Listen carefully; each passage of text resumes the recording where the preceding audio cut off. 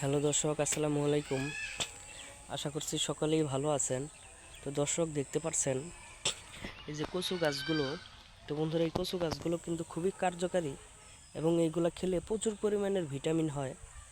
তো বন্ধুরা, এই কচু গাছগুলো আপনাদের কিনে আনতে হবে না।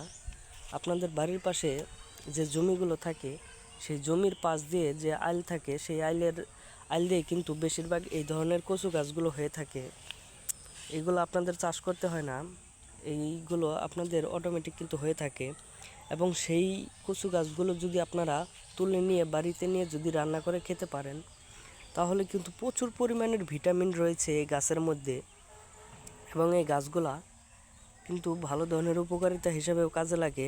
আপনাদের যদি কোথাও যদি কোনো ক্ষতস্থান হয়ে থাকে, কিংবা কোথাও যদি আপনারা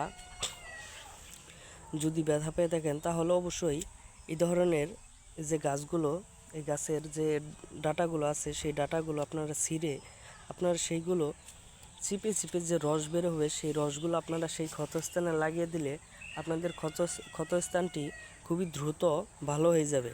এবং এই গাছটি খেলে প্রচুর পরিমাণের ভিটামিন, এতে করে আপনাদের ভালো ধরনের উপকারিতা হবে।